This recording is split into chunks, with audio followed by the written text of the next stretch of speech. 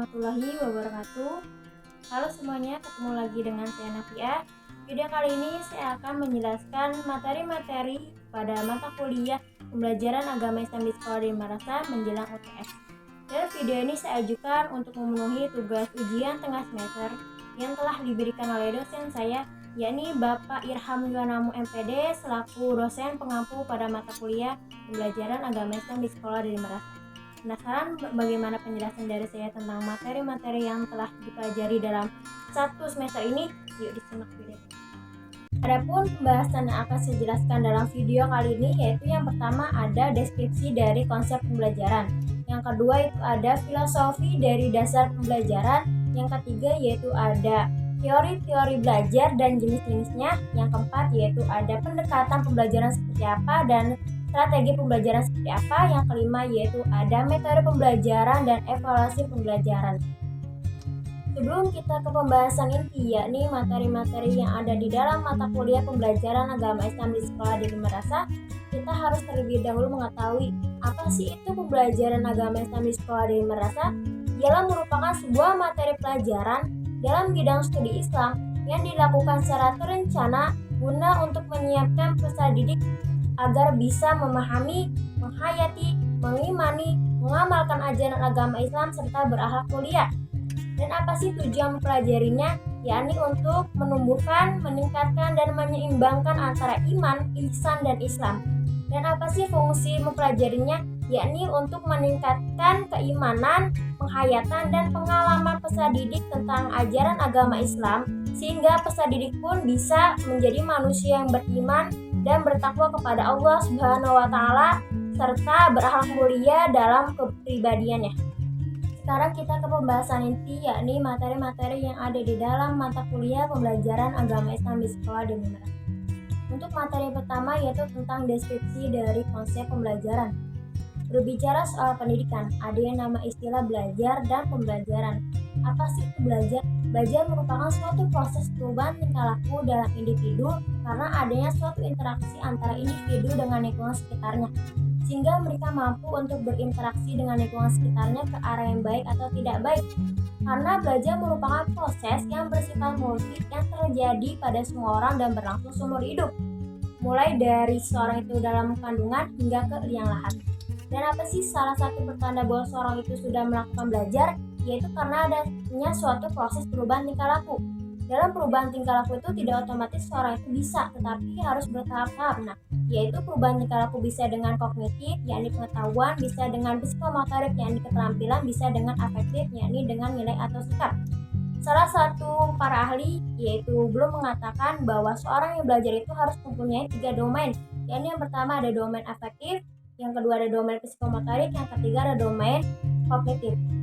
Bagaimana sih tingkatan dari kognitif itu? Yaitu yang pertama harus bisa mempunyai pengetahuan, yang kedua harus punya pemahaman, yang ketiga harus bisa mengaplikasikan atau menerapkan, yang keempat harus bisa menganalisa, yang kelima harus bisa mensintesis, yang keenam harus bisa mengevaluasi.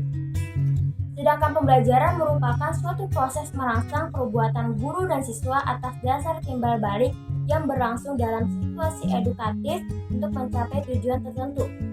Dan bisa dikatakan sebagai suatu pembelajaran berhasil apabila ada prinsip-prinsip pembelajaran.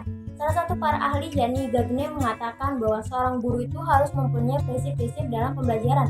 Di antaranya itu yang pertama, dia harus menarik perhatian, yang kedua dia harus mengingatkan konsep pembelajaran, yang ketiga dia harus menyampaikan tujuan pembelajaran, yang keempat dia harus menyampaikan materi pembelajaran, yang kelima dia harus memberikan bimbingan, yang keenam dia harus memberikan balikan. Maksud dari balikan ini, seorang guru harus memberikan peluang kepada siswa agar siswa itu bisa menjelaskan pemahaman yang dia punya. Yang ketujuh, guru harus bisa memberikan nilai. Sekarang kita ke pembahasan yang kedua, yakni tentang filosofi dari dasar pembelajaran. Perumpamaan seperti kertas kosong, yang dimana awal mulanya manusia tidak mengetahui apa-apa menjadi tahu karena adanya suatu dorongan rasa yang ingin tahunya seorang itu menjadi sangat kuat. Kemudian rasa yang ingin tahu dia sangat kuat, maka mereka ingin menguasai ilmu pengetahuan dan teknologi atau zaman. Karena rasa ingin tahunya dia itu sudah terpenuhi dan rasa menguasainya sudah terpenuhi, jadi dia ingin mengetahui aktivitas manusia atas dasar kebutuhan yang dipenuhinya. benda. Dan di dalam suatu dorongan, rasa yang ingin tahunya manusia itu ada sebuah teori. Nah, adapun teorinya itu ada 4, yakni yang pertama ada aliran teori behavioristik, yakni aliran ini menganggap bahwa manusia itu pada lahirnya itu tidak mengetahui apa-apa. Yang kedua yaitu ada aliran kognitivistik, yang mana teori ini menganggap bahwa manusia lahir itu sudah punya pikiran dan pemahaman. Yang ketiga yaitu ada aliran konstruktivistik, yakni merupakan aliran ini mengatakan bahwa mensintesis, yakni seorang yang belajar itu harus dengan pengetahuan. Yang keempat yaitu ada aliran humanistik, yang dimana teori ini menganggap bahwa manusia harus memanusiakan, yang mana ketika seorang sudah pengetahuan dia harus diterapkan ke lingkungan sekitarnya. Kemudian kita ke pembahasan yang ketiga, yakni tentang teori belajar dan jenis-jenisnya. Sebelumnya kita harus tahu dulu apa sih teori belajar. Ialah merupakan sebuah metode yang menggambarkan seorang dalam melakukan proses belajar.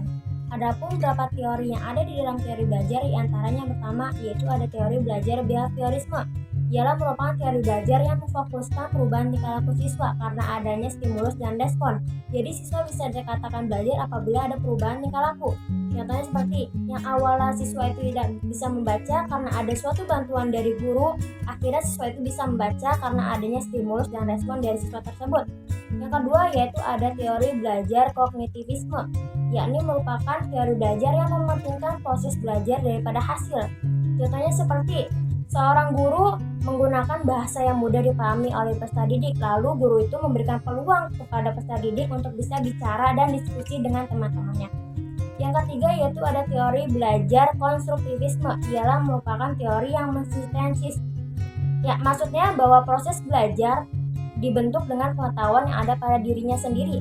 Contohnya seperti siswa diajak oleh guru untuk bisa mencari tahu pengalaman pada zaman sekarang atau masalah yang ada pada zaman sekarang melalui lingkungan sekitar, laboratorium, perpustakaan, dan lain-lainnya. Yang keempat yaitu ada teori belajar humanisme. Ialah merupakan teori yang memanusiakan manusia. Maksudnya bahwa seorang yang sudah mempunyai kemampuan pengetahuan itu harus dia terapkan ke lingkungan sekitarnya. Contohnya seperti guru memberikan motivasi kepada siswa agar tertariknya pembelajaran tersebut. Sekarang kita ke pembahasan yang keempat tentang pendekatan dan strategi pembelajaran. Yang pertama saya akan menjelaskan terlebih dahulu pendekatan pembelajaran. Ialah merupakan sudut pandang yang dilakukan seorang dalam melakukan proses belajar yang merujuk pada pandangan terjadinya suatu proses yang sangat umum, yang mana di dalamnya itu ada mewadahi, menguatkan, dan melatari adanya metode pengajaran dengan cakupan teoritis tertentu. Adapun macam-macam dari pendekatan pembelajaran yaitu ada 6. Nah, di sini saya menjelaskan 3 dari pendekatannya. Yakni ada pendekatan konteks, merupakan pendekatan yang dirujukan ke dalam keadaan terkini. Yang kedua yaitu ada pendekatan konstruktivisme, yang dimana pendekatan ini mengajari siswa untuk bisa belajar mandiri, untuk bisa mengetahui pengetahuannya. Yang ketiga yaitu ada pendekatan pemecahan masalah, yakni merupakan proses pengajaran yang membantu siswa untuk bisa membentuk suatu panduan atau aturan yang sebelumnya sudah dipelajari dan diterapkan ke lingkungan sekitar. Yang keempat yaitu ada pendekatan integratif, ada pendekatan induktif, dan ada pendekatan saintifik. Yang kedua yaitu ada strategi pembelajaran. Apa sih itu strategi pembelajaran? Ialah merupakan seperangkat kegiatan yang dilakukan oleh pendidik untuk mencapai tujuan tertentu. Yang dimana strategi pembelajaran itu ada komponen-komponennya yang menjelaskan tentang apakah strategi pembelajaran itu bisa dilaksanakan atau enggak. Yakni yang pertama yaitu ada komponen kegiatan pembelajaran pendahuluan. Yang kedua yaitu ada penyampaian informasi. Yang ketiga yaitu ada partisipasi dari peserta didik. Yang keempat yaitu ada secara tes. Yang kelima itu ada kegiatan lanjutan. Kemudian di dalam strategi pembelajaran pun ada jenis-jenisnya, diantaranya yaitu yang pertama ada strategi pembelajaran ekspositori. Yang kedua yaitu ada inquiry, yang ketiga ada konseptual, yang keempat yaitu ada kuantum, yang kelima ada berbasis pemecahan masalah, yang keenam yaitu ada kooperatif, yang ketujuh itu ada afektif. Sekarang kita ke pembahasan yang kelima, yakni tentang metode pembelajaran dan evaluasi pembelajaran. Yang pertama yaitu ada metode pembelajaran. Metode pembelajaran merupakan suatu cara atau prosedur yang dipergunakan oleh fasilitator dengan interaksi siswa dalam memperhatikan keseluruhan sistem untuk mencapai tujuan tertentu. Jadi, metode ini digunakan guru untuk mengkreasi lingkungan sekitar dan menghasilkan aktivitas antara guru dan siswa yang terlibat dalam proses pembelajaran berlangsung. Selain metode, ada juga alat yang mencapai tujuan dari pembelajaran yang bersifat prosedural, yakni diantara ada 4 fase, yakni ada fase pendahuluan, pembahasan, menghasilkan, dan penurunan.